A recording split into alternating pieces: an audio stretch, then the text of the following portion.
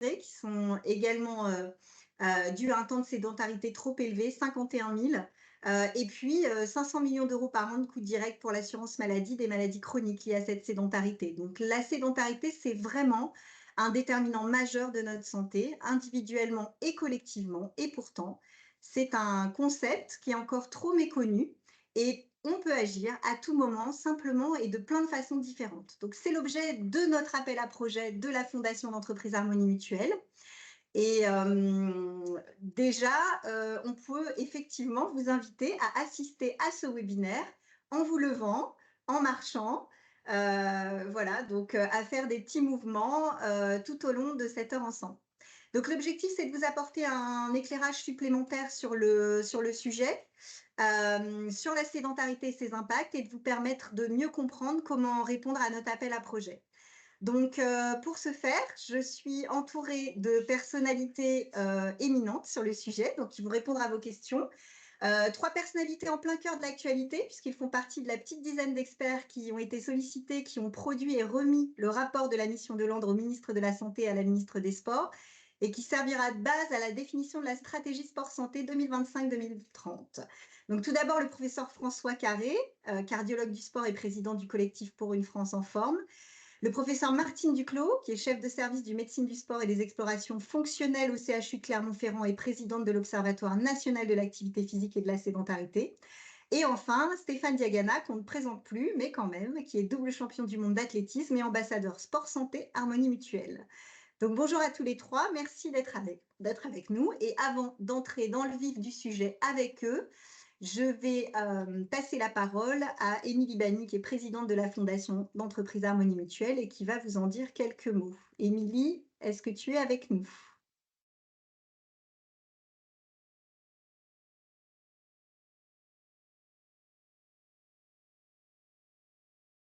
Émilie?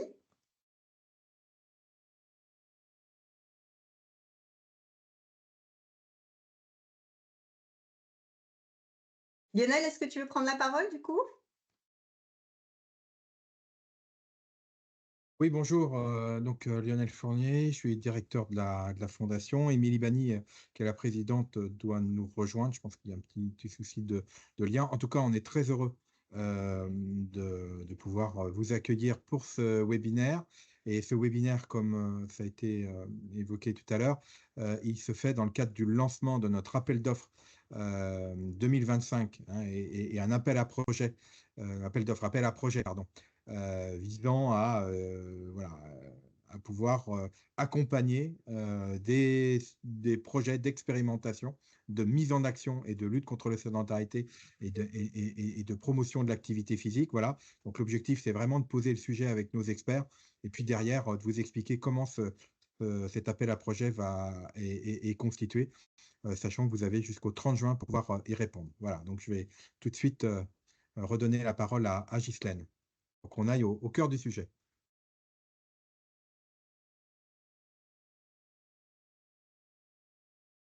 Merci beaucoup Lionel. On va passer tout de suite effectivement à nos experts que vous attendez tous. Je vais commencer par toi, François. Bonjour François. Bonjour. Euh, Peut-être veux-tu te présenter brièvement quand même pour tout le monde et puis nous rappeler très simplement ce qu'est la sédentarité, qu'on confond souvent avec une activité physique. Oui, donc moi je suis François Carré, je suis cardiologue et médecin du sport. Et pour bien situer les choses et montrer l'importance, je rappelle quand même que ça fait 42 ans que je prescris l'activité physique à mes malades ou aux gens qui risquent de devenir. Alors effectivement, on a tendance à mélanger un petit peu tout, sédentarité et inactivité physique. On l'avait fait pendant des années, nous les chercheurs, et puis on s'est rendu compte que ce n'était pas la même chose.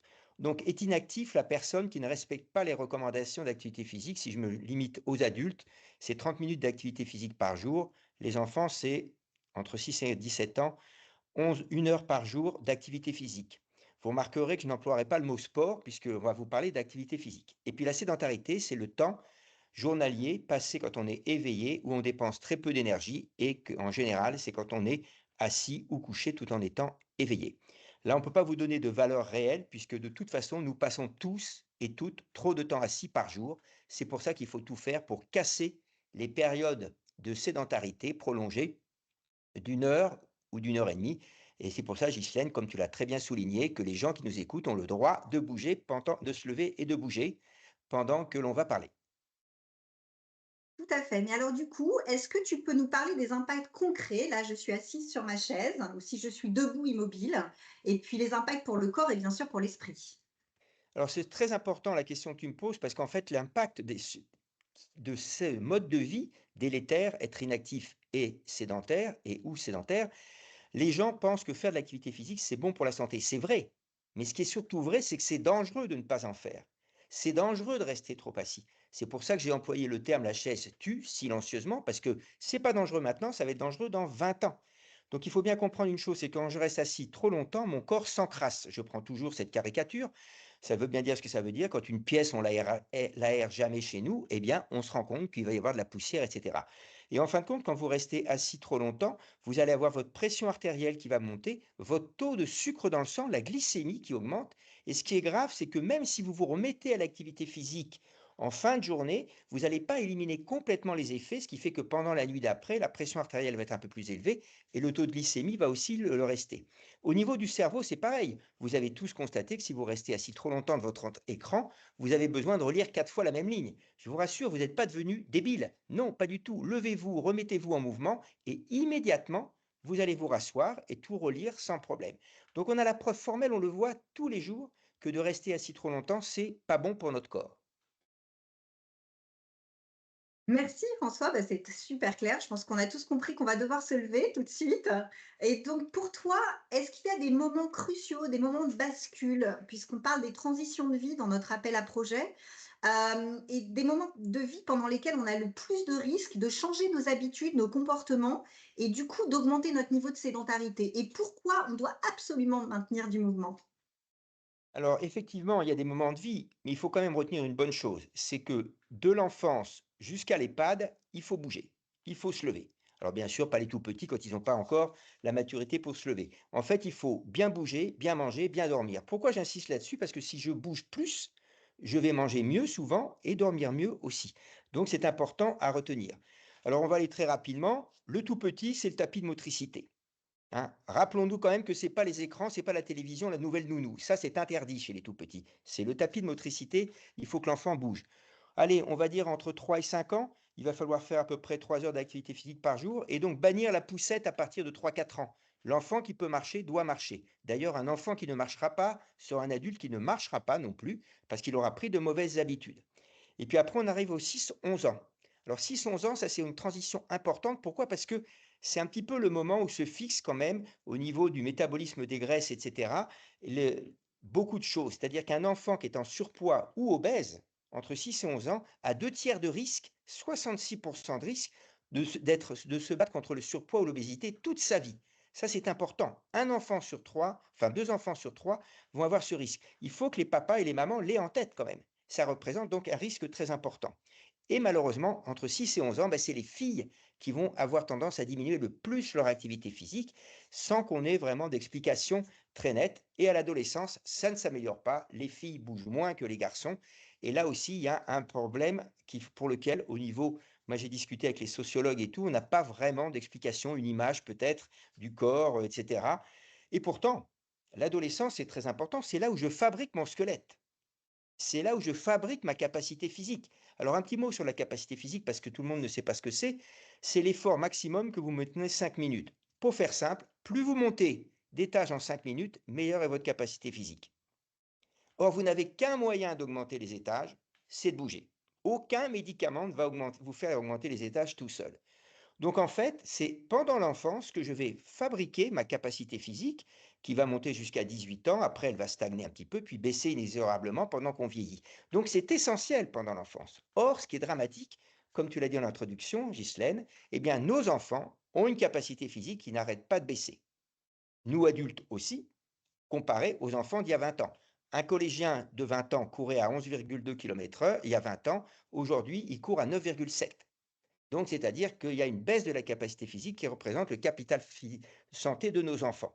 Donc, c'est très important. Chez les étudiants, c'est un peu pareil. hein. J'ai l'habitude de dire que les étudiants, quand ils rentrent en médecine, ils fument plus à la sortie de médecine, ils ont pris 4 kilos de plus et ils ont baissé 5% de leur capacité physique. Donc, les études, c'est très important. C'est pas parce que je suis étudiant que j'ai pas le droit de faire du sport. J'ai tendance à dire toujours aux jeunes qui préparent les écoles préparatoires ou médecine, assez révisé, bougez.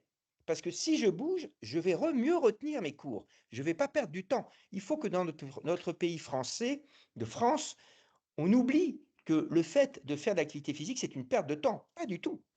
Les sportifs ne sont pas des débiles. Les sportifs ont un volume cérébral qui est plus élevé que les gens qui ne font pas de sport. Donc, il faut quand même le retenir.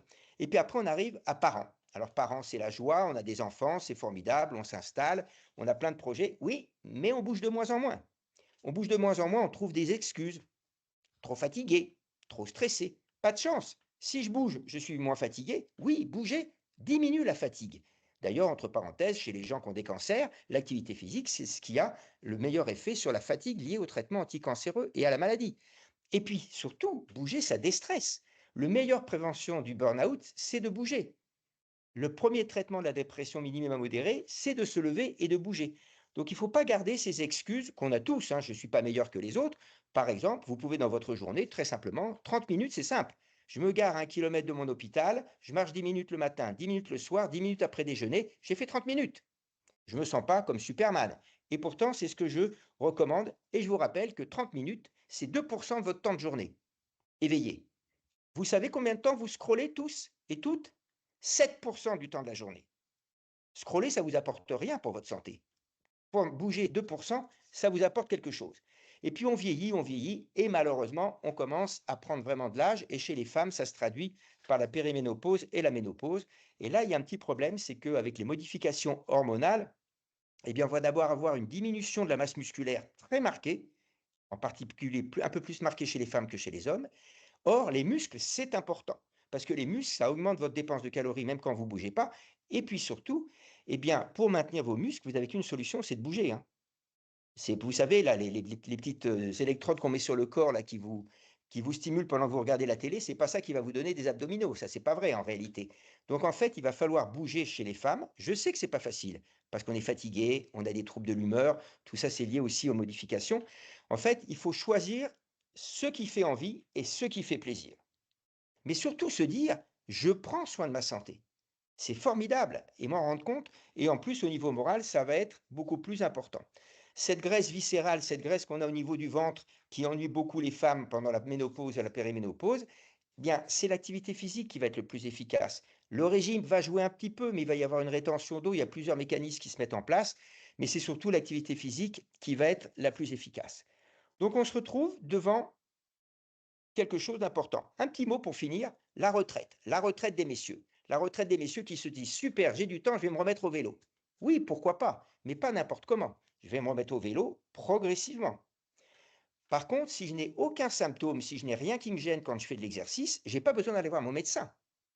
Mais si j'ai des symptômes au moment de la retraite, essoufflé, je me rends compte que les personnes à côté de moi sont beaucoup moins essoufflées que moi, douleur dans la poitrine, etc., je vais voir mon médecin qui va me conseiller si je dois faire un test d'effort. J'insiste là-dessus parce que beaucoup de gens pensent que le test d'effort est indispensable. C'est même une excuse pour ne pas reprendre le vélo à la retraite. Eh bien non, pas du tout. Si je n'ai aucun symptôme, je m'y remets progressivement et tout ira mieux. Voilà très rapidement ce que je peux dire sur les zones de transition dont tu as parlé, Ghislaine. Merci beaucoup François, je trouve que c'est très clair. Moi, je retiens donc qu'il faut bouger de la naissance à l'EHPAD. Il n'y a pas d'âge pour commencer et pour se lever tout simplement de sa chaise, il y a des choses très simples qu'on peut faire. Et donc, effectivement, bouger, c'est aussi l'occasion d'aller vers les autres, de sortir de chez soi. C'est pour moi l'occasion de faire le lien avec Martine qui nous rejoint et qui va nous parler de la sédentarité et du lien social. Bonjour Martine, qui donc fait de l'activité physique pour me rejoindre. Oui, bonjour.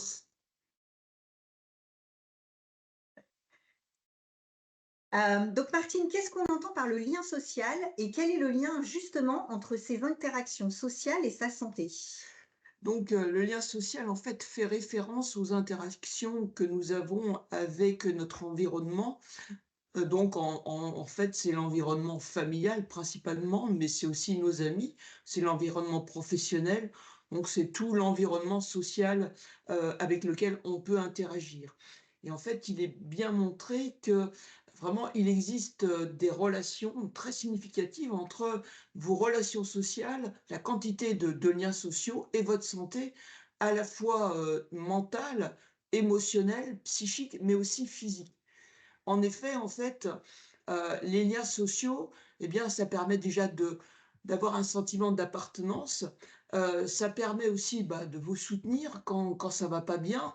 Ça permet aussi d'échanger des idées et parfois éviter que, bah, les mauvaises idées, elles tournent en boucle. Ça permet aussi, et ça c'est bien démontré, hein, de diminuer le stress et l'anxiété. À l'inverse, l'isolement, eh bien, ça augmente, c'est associé à plus de stress, plus d'anxiété et on sait aussi que, en fait, l'isolement et l'absence de lien social est aussi un facteur de risque pour développer des maladies cardiovasculaires. Donc vous voyez que, en fait, l'absence de lien social, on imagine très bien que ça retentit sur la santé mentale et émotionnelle, mais c'est aussi, une augmentation de risque de développer des maladies cardiovasculaires. Donc l'importance de garder des liens sociaux et bien sûr à tous les âges de la vie. Est-ce qu'il y a, un lien entre, justement, notre, comment dire? Notre niveau d'interaction avec les autres et le niveau de sédentarité, d'activité physique qu'on a? Est-ce qu'il y a des publics qui sont plus fragilisés par rapport à ça? Oui, oui, bien sûr que le lien social, ça aide à bouger, bah, parce que déjà pour avoir des liens sociaux, il faut sortir de sa chambre, et se débarrasser de son pyjama. Donc en gros, on sort soit de son canapé, soit de son lit et donc on va commencer à bouger et le plus souvent effectivement, bah, les liens sociaux, ça déjà un bon moyen d'avoir des liens sociaux, c'est de faire de l'activité physique et encore plus de le faire en groupe. Donc typiquement, il y a des sports qui s'y prêtent parfaitement, qui sont les sports d'équipe. Mais aussi les sports qu'on fait en groupe. Alors si on prend les personnes âgées, qui est souvent aussi une période qui favorise, l'isolement parce que les amis, bougent, partent ou peuvent partir avec, bah, malheureusement les décès ou la maladie. Donc et bien l'activité, bah, la danse par exemple qui est assez à la mode chez les seniors, bah, ça se fait pas tout seul. Ou d'autres activités en groupe, la marche nordique, la marche tout court, ou bah, des activités qui se font à plusieurs. Donc c'est vrai que de faire de l'activité physique ou sportive, ça se fait en groupe, donc ça favorise le lien social, à la fois pendant l'activité, mais souvent aussi parce que en dehors de l'activité, il peut y avoir quelque chose d'un peu plus festif. Ou aussi avoir des liens sociaux, ça permet aussi d'avoir d'autres activités. Par exemple, aller, à une exposition, aller au cinéma et ça, on ne le fait pas chez soi. Donc c'est par des moyens indirects que ça favorise aussi d'avoir des liens sociaux, font pratiquer des activités, que ce soit du sport, de l'activité physique ou d'autres activités de loisirs qui, de toute façon, à partir du moment où on sort de chez soi et on bouge, eh bien, c'est forcément bénéfique. Moins de temps passé assis et plus d'activité physique. Est-ce qu'il y a des impacts, différents, pour des personnes qui se retrouvent tout d'un coup fragilisées, soit par une maladie, soit par une rupture de parcours professionnel? Ah oui, ce sont vraiment des impacts importants parce que typiquement la maladie, ça isole. Prenons l'exemple du cancer, hein, c'est souvent le gros problème, un des nombreux problèmes des personnes affectées par un cancer. Bah, déjà, il y a les modifications esthétiques, hein, la perte des cheveux, la perte de poids ou voire la prise de poids, ce qui arrive aussi. Et puis la douleur, hein, par exemple, et la douleur, ça isole complètement. Parce que, bon, déjà, parce que ça fait peur aux autres, parce que le cancer tout court fait peur aux autres et donc il y a vraiment un isolement social extrêmement important et ben, donc justement, le fait d'avoir une activité physique qui va forcément pas se faire tout seul, mais avec un professionnel et souvent avec un groupe et bien ça permet, comme je vous le disais, de sortir de sa chambre et de sortir de chez soi et d'avoir une activité physique adaptée. Donc c'est vraiment, ça permet de sortir de l'isolement. Ça permet aussi, et bien, d'avoir une motivation, de se redonner confiance, de redonner confiance en soi, en son corps et puis de penser à autre chose. Donc ça, c'est vrai que dans le cadre de la maladie, c'est vraiment quelque chose d'extrêmement important. Autre cas aussi, effectivement, le cas du chômage, encore typiquement un moment, d'isolement parce qu'on n'est pas fier de soi. On se sent, parfois nuls ou pas capables. Et là aussi, il est important de reprendre confiance en soi. Donc l'activité physique encore, ça permet de rencontrer d'autres personnes, ça permet de créer des liens, ça permet peut-être aussi d'avoir accès à des réseaux, qui peuvent vous aider aussi à trouver, peut-être, avoir des occasions, d'avoir, peut-être d'autres possibilités de travail. Une fois de plus, ça permet de se retr de se redonner confiance, diminuer le stress, l'anxiété et aussi de mieux dormir. Donc voilà, c'est un ensemble de comportements. Peut-être aussi, de favoriser d'autres comportements comme plus sains, comme mieux manger, arrêter de fumer. Donc en fait, c'est l'environnement social qui crée du soutien, qui crée de la motivation et qui vont vous aider en fait, déjà vous soutenir, vous donner un sentiment d'appartenance au groupe, ce qui est quand même vraiment important, de vous identifier à d'autres personnes qui peuvent vous renvoyer des images beaucoup plus positives. Et tout ça peut se faire via un groupe d'activité physique, ce qui est quand même un élément qui est très positif, en plus du fait évident que le fait d'être plus physiquement actif et moins assis sera très bon pour votre santé. Une dernière petite question, j'improvise un petit peu Martine, si vous me permettez. Nos adolescents, nos jeunes qui pensent avoir du lien social, effectivement et qui en ont très certainement au travers des jeux en ligne et cetera. Il y a des solutions, j'imagine, que les personnes peuvent nous proposer, des porteurs de projets à expérimenter, mais qu'est-ce que vous pourriez nous dire là-dessus sur le temps d'écran? Le temps d'écran est une véritable catastrophe, hein, ça c'est clair, et il est bien montré qu'au contraire, le temps d'écran diminue les aptitudes sociales.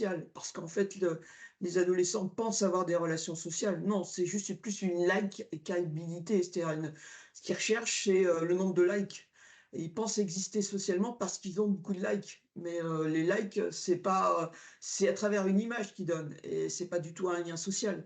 À l'inverse, s'ils n'ont pas de like, ils pensent qu'ils n'existent pas et c'est pas à travers l'image de soi qu'on existe.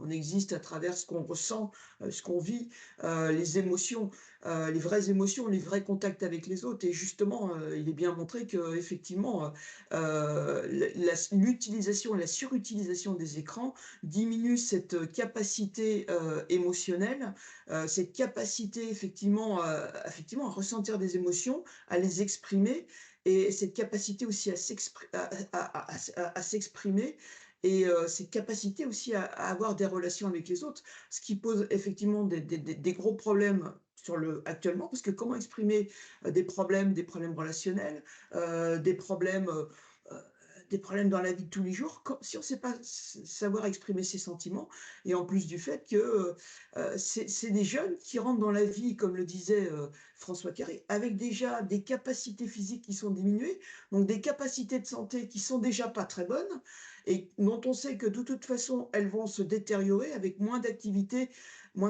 physique et probablement du fait qu'ils ont déjà depuis un temps, je dirais presque immémorial, mais dans leur histoire, personnelle, pas eu d'activité physique, donc un quotient intellectuel qui est déjà diminué, hein, donc tout ça, c'est pas des éléments qui sont, très positifs pour un bon épanouissement, physique, mental, émotionnel, donc personnel, donc c'est vraiment assez inquiétant. Bon, bien sûr, c'est réversible, hein, il n'est jamais trop tard pour s'améliorer. D'où l'intérêt de bouger De et bouger, d'inciter à bouger à tous les âges de la vie. absolument. Merci beaucoup Martine. Merci. On vous retrouve pour les questions. D'ailleurs, j'en profite pour vous rappeler, vous pouvez continuer à poser toutes vos questions dans le chat, puisqu'il nous reste l'intervention, si vous me permettez Stéphane, de notre champion quand même. Voilà, donc je suis ravie de vous accueillir parmi nous aujourd'hui. Voilà, vous êtes ambassadeur effectivement Sport Santé pour Harmonie, mais vous êtes effectivement, vous avez été un grand champion et donc très actif et vous avez vous-même eu une transition professionnelle, des expériences de vie et vous êtes là pour nous éclairer sur le lien entre sédentarité et le monde du travail.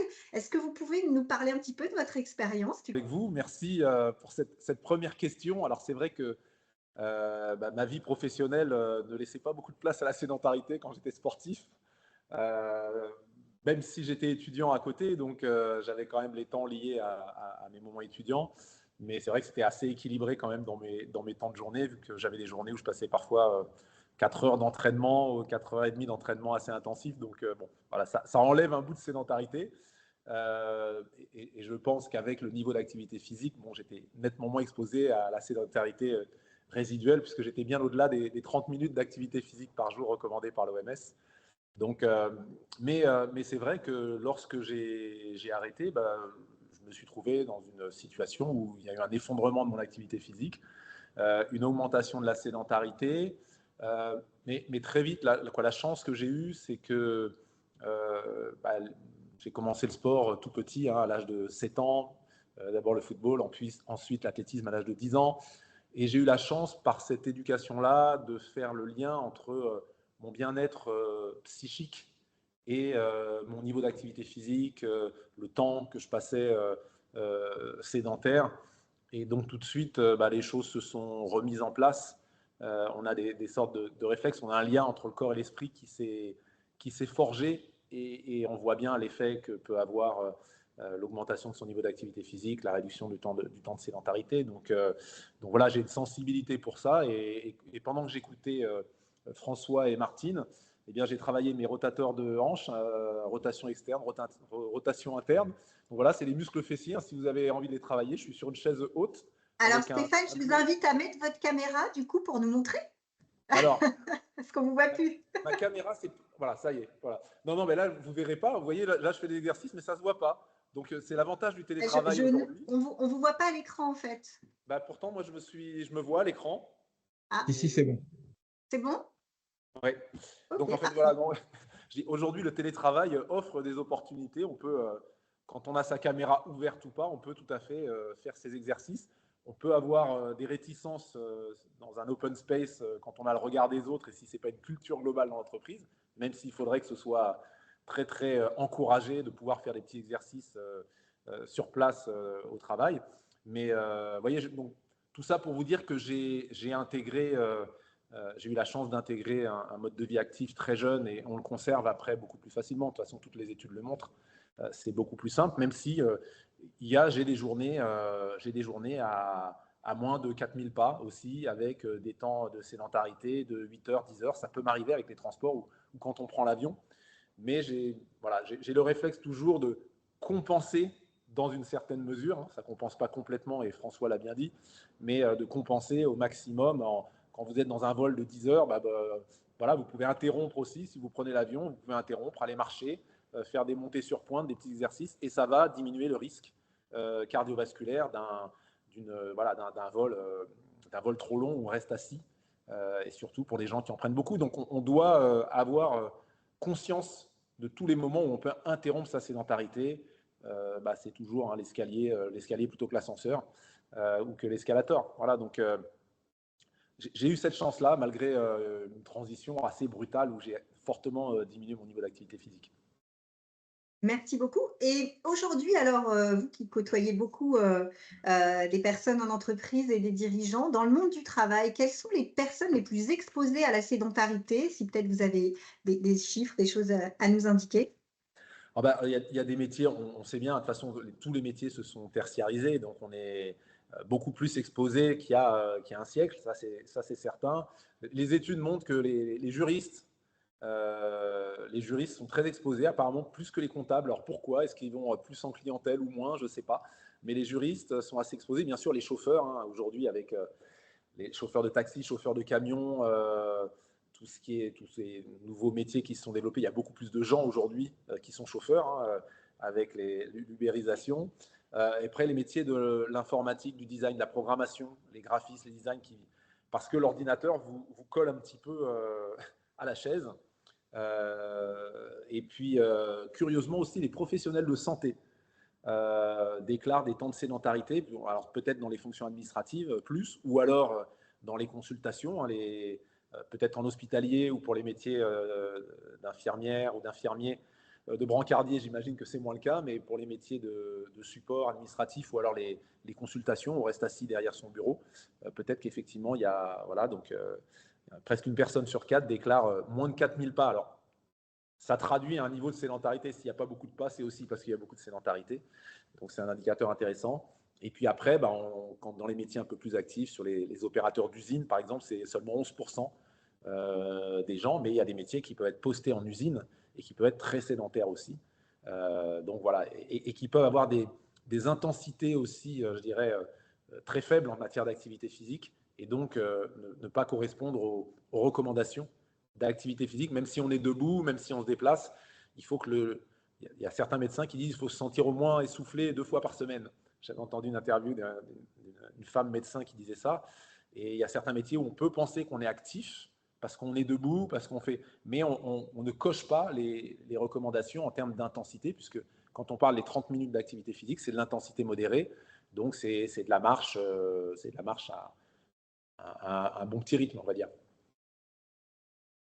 Oui, effectivement, et puis avec, potentiellement d'autres problématiques, sur les membres supérieurs, par exemple, qui sont très sollicités. Quel est le point de vue des employeurs, finalement, de l'autre côté de la barrière, sur la sédentarité au travail?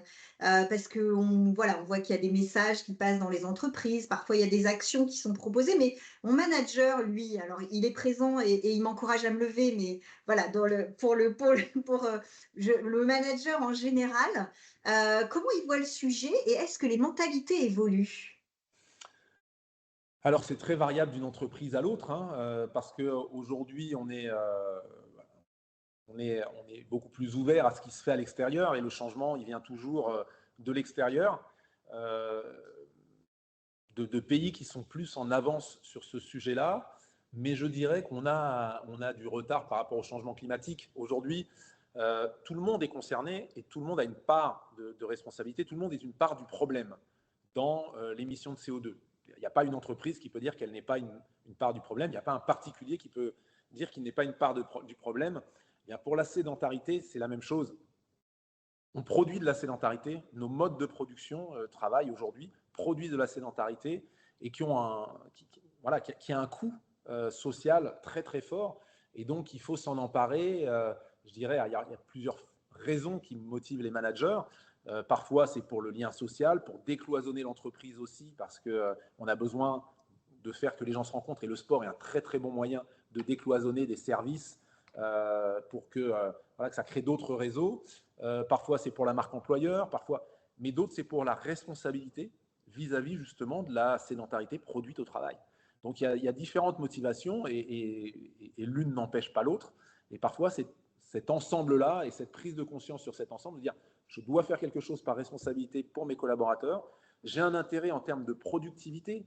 Il y a des chiffres assez incroyables. Si on raisonne côté employeur, cette fois-ci, c'est un non-sens que de ne pas prendre soin de les plus précieux de ses actifs, qui sont les actifs au sens propre du terme, les gens qui produisent, les gens qui font vivre l'entreprise.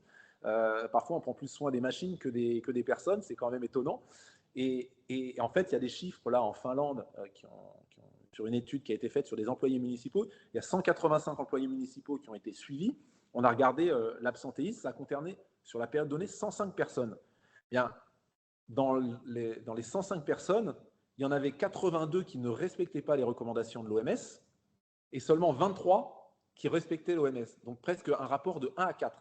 Et les durées d'absence étaient 2 fois plus longues pour les gens qui ne respectaient pas les recommandations que pour les gens qui les respectaient. On l'a fait sur la capacité cardio-respiratoire de la même façon. On a classé les gens qui ont accepté de soumettre au test en niveau faible, moyen et élevé de capacité cardio-respiratoire.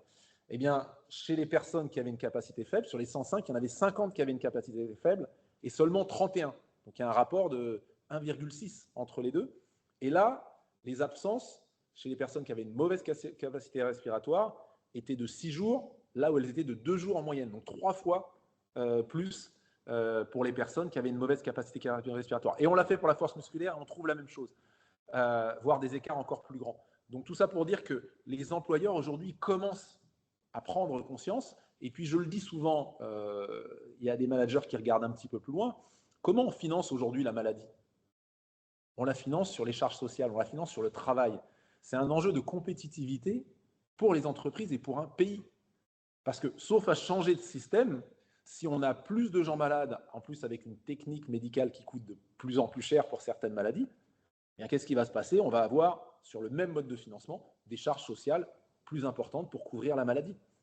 Donc, c'est un enjeu de compétitivité. Donc, les managers, soit ils le regardent par le petit bout de la lorgnette, soit ils le regardent, et j'en vois qui le prennent avec responsabilité, avec conscience que c'est un mouvement majeur dans lequel il faut s'engager, comme dans la lutte contre le réchauffement climatique. C'est effectivement des très bons arguments. Et est-ce qu'il y a des types d'actions ou des solutions qui sont plus efficaces pour contrer la sédentarité en entreprise? Alors, il y a plusieurs dispositifs, hein, François en parle souvent. Aujourd'hui, il y a des entreprises qui innovent, qui font des pédaliers connectés, qui font, voilà, ça permet de. Moi, très honnêtement, je trouve ça, c'est difficile de se dire qu'on va faire pédaler en faisant du. Mais pourquoi pas? Moi, je fais mes petits exercices, je tends mes jambes. Là, je suis sur ma chaise haute. Voilà, je travaille mes quadriceps et mes ischios en faisant de la rotation externe, interne. Je travaille mes fessiers. Donc, euh, c'est, et puis surtout, j'active mon cœur. Voilà, c'est l'important, c'est de mettre en circulation et de faire augmenter un petit peu la pression artérielle pour faire circuler le sang. C'est ça le problème de la sédentarité, parce qu'on a plus de risques sur le plan cardiovasculaire quand on est inactif. Donc après, il y a aussi des entreprises qui invitent leurs managers à faire des rendez-vous en marchant. On peut très bien, il y a des philosophes qui philosophaient en marchant, qui philosophaient en marchant, on les appelait les péripatéticiens. Et, euh, et donc, parce qu'ils avaient déjà sans doute conscience que les idées venaient plus clairement, comme le disait François, parfois on bloque sur quelque chose, et puis quand on va se mettre en mouvement, ben on réfléchit différemment, on regarde le problème différemment.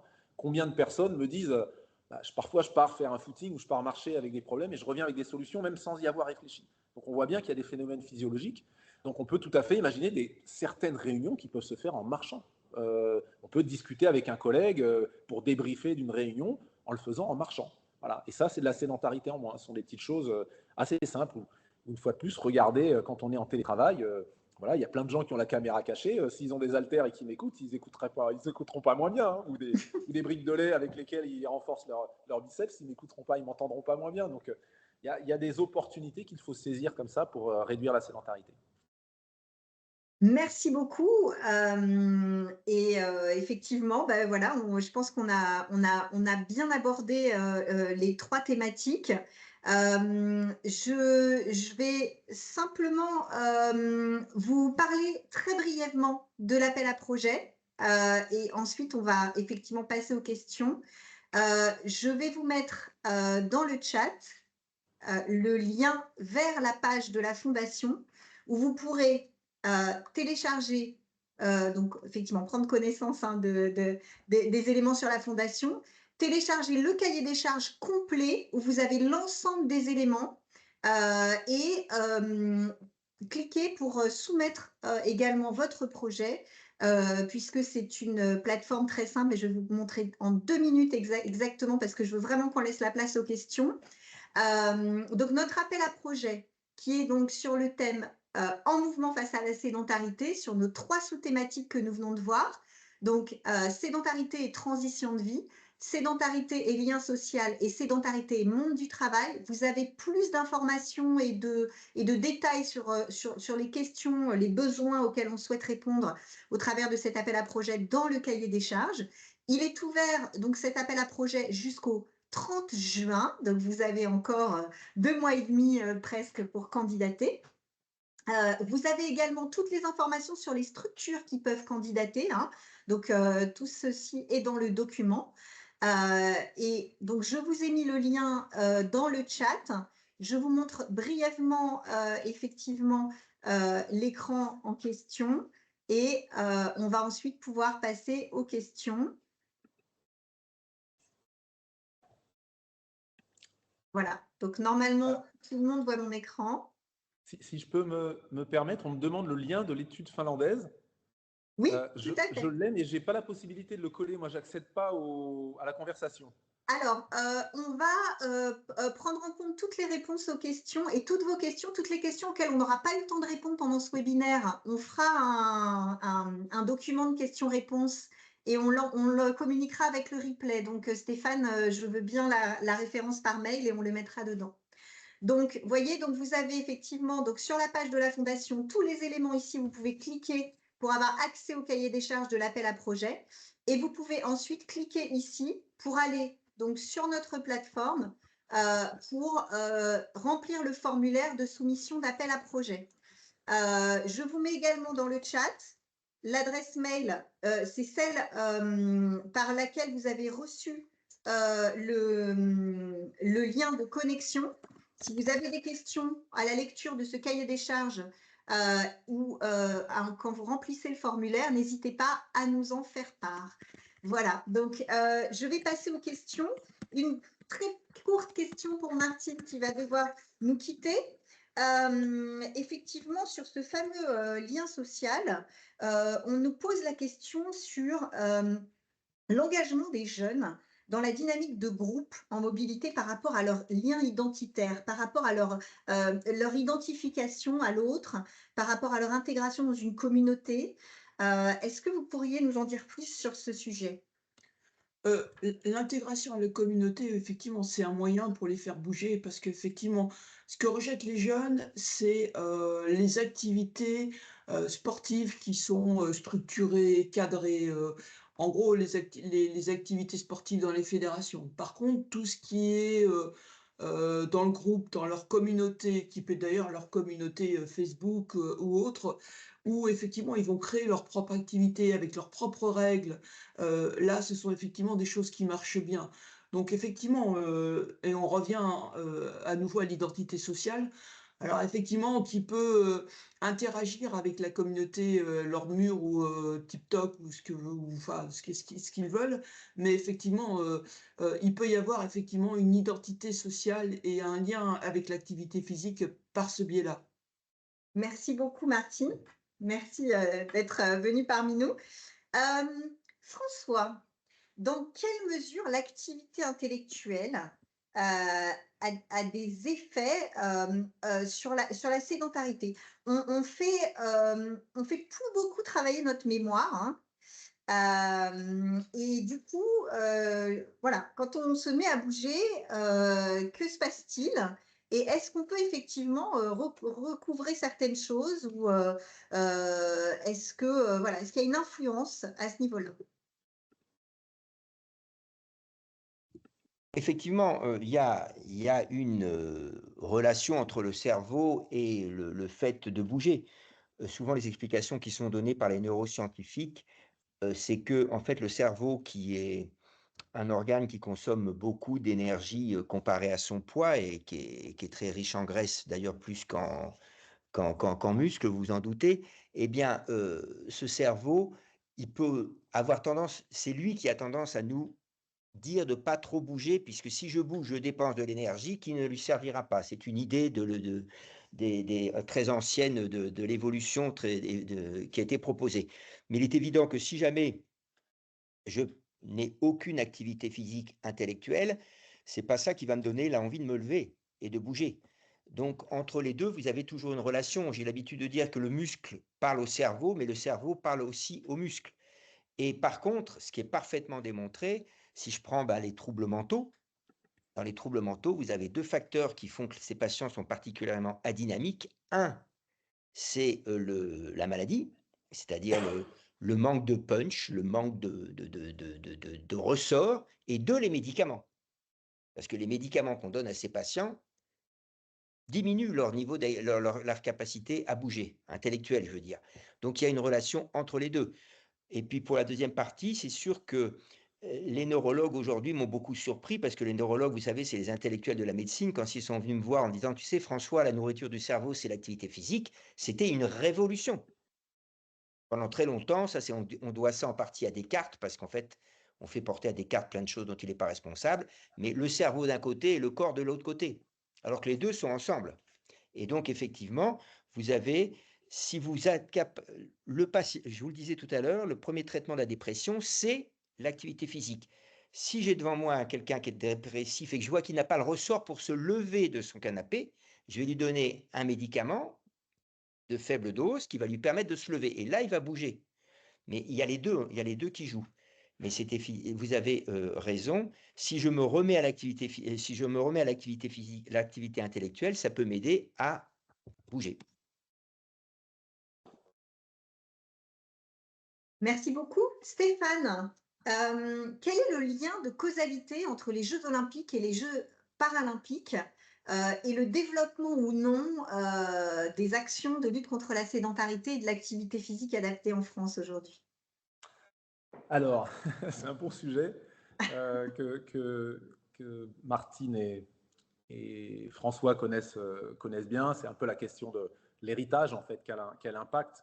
et sur la question du sport santé, qui soit vu dans le sport pour tous, en fait, puisque bien sûr, on parle souvent du sport santé thérapeutique maintenant et de l'APA thérapeutique, l'activité physique adaptée thérapeutique, mais avant tout, c'est la pratique régulière pour tous et à tous les âges, comme l'a dit François, qui est importante. Et là-dessus, les signaux ne sont pas très bons aujourd'hui, hein, quand on voit que ce soit sur le budget des sports, que ce soit sur les fameuses 2 heures en plus de sport au collège qui ont été remises en cause. C'est vrai que c'est quand même pas un très très bon message et c'est un peu décevant.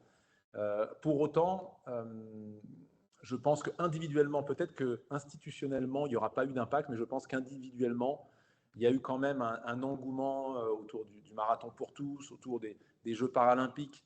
Et je crois que souvent, les Jeux paralympiques, moi je prends souvent cet exemple parce qu'il y a des gens qui disent oui, mais moi, quand j'ai ça, vous comprenez, je ne peux pas faire de sport parce que j'ai ça. Je dis, mais vous avez regardé les Jeux paralympiques? Vous avez vu ce qu'on peut faire, quoi, même en ayant ça, ça ou ça. Donc c'est souvent une fausse excuse et je trouve que c'est un très très bon levier pour dire non, on peut toujours adapter une pratique. On a vu des choses exceptionnelles de gens qui nagent sans membres, de gens. Donc c'est pas parce qu'on a un petit mal de dos qu'on ne peut plus rien faire, c'est pas parce qu'on a mal au poignet qu'on ne peut plus rien faire. On peut toujours avoir une activité physique et sportive adaptée. Donc voilà, je pense que ça laissera plus, pour l'instant en tout cas, une trace individuelle sur des parcours individuels. Je suis convaincu qu'il y a des gens qui se sont mis au sport pour préparer le marathon pour tous. J'en ai rencontré, ou le 10 km, il y avait un 10 km, et qui continueront derrière parce qu'ils ont vécu une expérience sur le plan émotionnel très très riche. D'autres qui ont regardé et qui ont envie de se mettre au sport parce que c'était chez nous cette fois-ci aussi. On sait que les études qui ont été faites sur ces grands événements, sur l'impact, c'est pas si évident que ça. Ça ne met pas tout le monde au sport. Mais si on s'en empare institutionnellement, malheureusement, ça n'a pas été assez fait à mon avis. Voilà. Merci. Justement, vous avez abordé un point qui est très, très présent dans les questions. C'est sur les personnes en situation de handicap ou qui ont des limitations fonctionnelles très altérées par rapport à leur état de santé.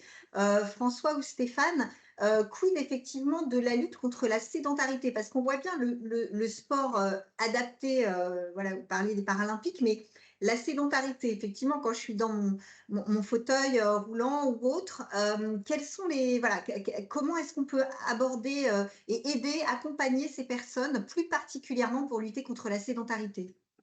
Alors je peux et Stéphane complétera par d'autres propos, je suis sûr, mais moi en tant que médecin, la question qui est posée est très importante. Vous savez, dans le mémoire qu'on a, le rapport qu'on a rendu, le rapport de Delande qu'on a rendu aux 2 ministres, il y a peu de temps, il y avait François Genet. François Genet, c'est le spécialiste des paralympiques, des sportifs, des sujets. Et lui me dit: «François, mon problème, c'est que nos malades meurent d'infarctus aujourd'hui.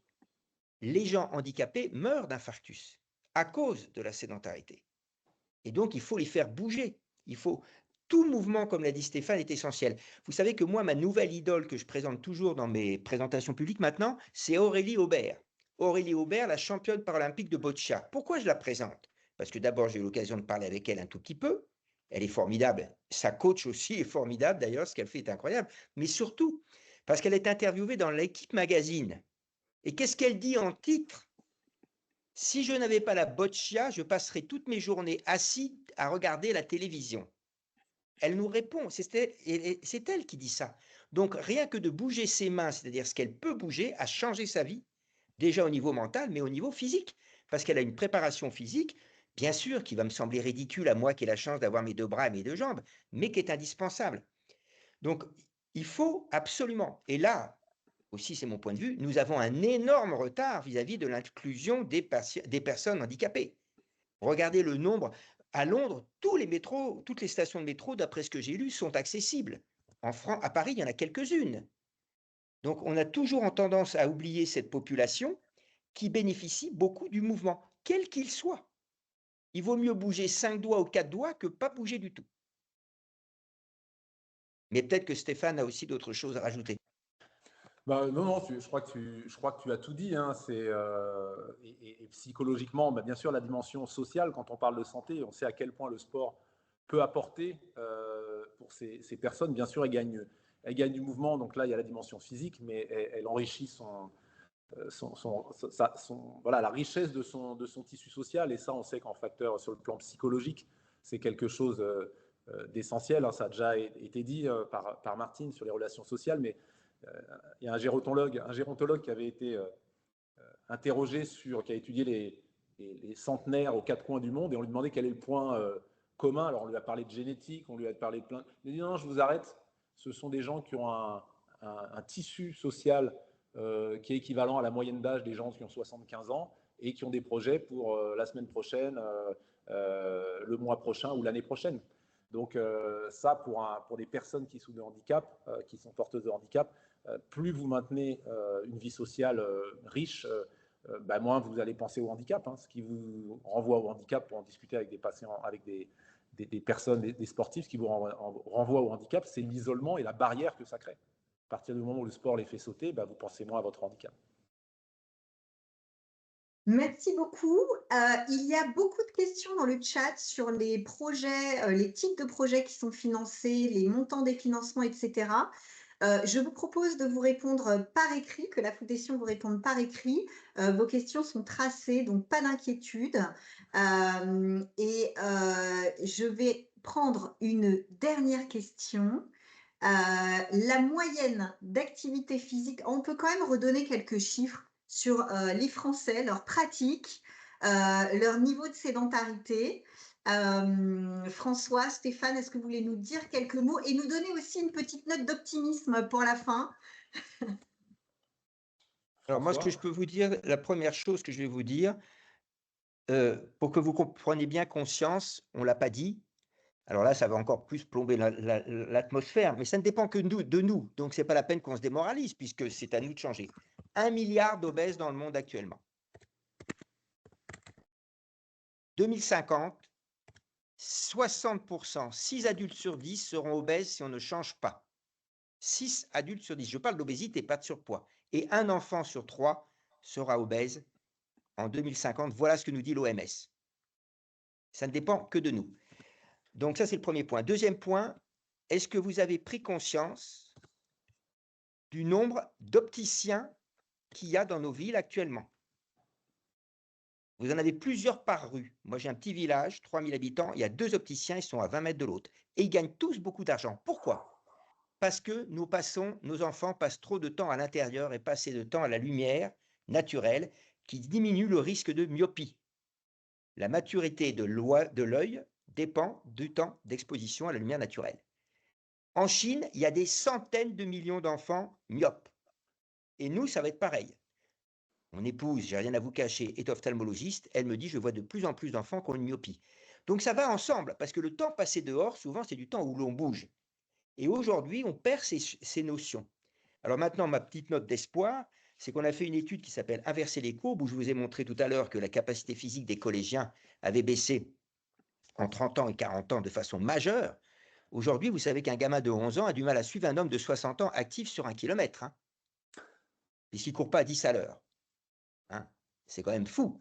Ben, en 90 minutes, c'est-à-dire 8 fois 10 minutes d'entraînement fractionné inclus dans le cours d'éducation physique et sportive, on a rattrapé 44% du retard pris en 40 ans. Donc aujourd'hui, si tout le monde veut s'y mettre, mais il ne faut plus perdre de temps, et qu'on se lève et qu'on fait plus bouger, et puis là, je parle aux papas et aux mamans, on ne l'a pas assez dit, vous êtes les exemples.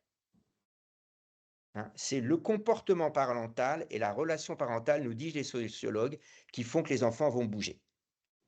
Et l'adolescent, plutôt de dire que c'est une larve, comme je l'entends très souvent, je vous rappelle que je ne sais pas, moi, à 16 ans, si j'avais 16 ans aujourd'hui, si je ne serais pas une larve, moi aussi, avec les portables et tout, et surtout en regardant mes parents qui passent leur temps sur leur portable et sur leurs écrans. Et attention, et je finis là-dessus, vos enfants, qu'est-ce qu'ils vous disent? Je m'ennuie, j'ai la flemme, je déprime. Ils vous disent, papa, maman, je ne vais pas bien. Qu'est-ce qu'il faut faire? Ben, mets-toi debout et bouge, et tout va aller mieux. Mais je vais bouger avec toi. Voilà, et je laisse le mot de la fin à Stéphane. Stéphane, on vous écoute. Oui, non, comme le disait François, on a,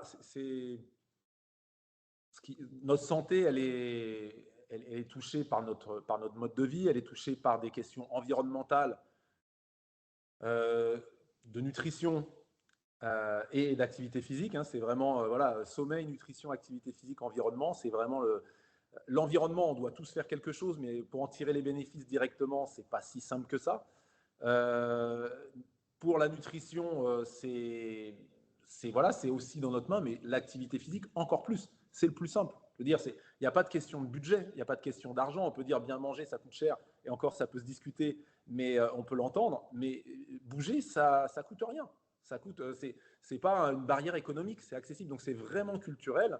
Et quand on voit les enjeux, alors c'est bien sûr augmenter son niveau d'activité physique. Hein, il y a des études qui ont été faites sur le taux de morbidité et votre capacité cardio-respiratoire. Mais ça descend en flèche dès que vous augmentez votre capacité cardio-respiratoire. Et l'étude finlandaise le démontre. Et sur le risque de mortalité toute cause, c'est pas linéaire. L'exposition à la sédentarité, le risque n'est pas linéaire. Il est exponentiel.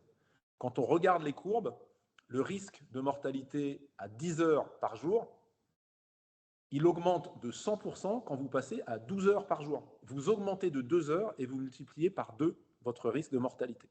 Donc on voit que c'est vraiment quelque chose de très très très mauvais pour la santé, et on peut quand même voilà, essayer de réduire, de se dire bon ben voilà, ok, je suis à 10 heures, je ne vais jamais dépasser 10 heures et je vais essayer de ramener à 8 heures au maximum. Et bien déjà, si on arrive à faire ça, on améliore voilà, sa santé globalement. Et la santé, c'est quand même, moi, ce qui m'étonne souvent, c'est le peu d'investissement finalement que l'on a pour ce qui est essentiel. Parce qu'au fond d'un lit, on ne fait plus rien, quoi. Et j'ai eu l'occasion de participer, de mettre en place un programme de reprise d'activité physique pour des patients de coronariens qui avaient une moyenne d'âge de 63 ans. Et j'ai un témoignage qui m'a touché. C'est la compagne d'une des personnes qui était rentrée dans ce programme-là qui m'a dit « Merci, merci, mon mari peut refaire des choses avec ses petits-enfants qu'il ne se pensait plus jamais capable de faire. » Et vous voyez que voilà, c'est tous nos projets qui sont impactés par ce manque d'investissement sur notre propre santé qui passe, j'ai cité l'alimentation, mais l'activité physique, une fois de plus, c'est gratuit. Ce sont juste des décisions au quotidien, de la programmation à mettre sur son agenda au quotidien, dire bah tiens, est-ce que 2 fois dans le week-end, 1 fois dans la semaine, ou 1 fois dans le week-end, 2 fois dans la semaine, je ne peux pas trouver un moment pour aller faire du sport, en plus de tout ce que l'on met en place pour réduire la sédentarité. Ghislaine, si tu me donnes l'occasion, juste pour conclure sur ce qu'a dit, j'y pense à Stéphane. Là, une phrase, elle n'est pas de moi, c'est pour ça que je me permets de le dire, parce que moi-même, je n'y avais pas pensé. C'est Jim Rohn, un motivateur, entre guillemets, américain, qui a dit « Rappelez-vous que le seul endroit où vous êtes obligé de vivre, c'est votre corps. Donc, prenez-en soin. » Voilà. Moi, quand j'ai compris ça, je vais me lever et je vais bouger. Merci, merci infiniment à tous les trois. On voit que l'appel à projet de la Fondation est en plein cœur d'enjeux majeurs. Donc, j'espère que voilà, vous allez être nombreux à répondre. On va vous envoyer un questionnaire de satisfaction avec la réponse à toutes vos questions.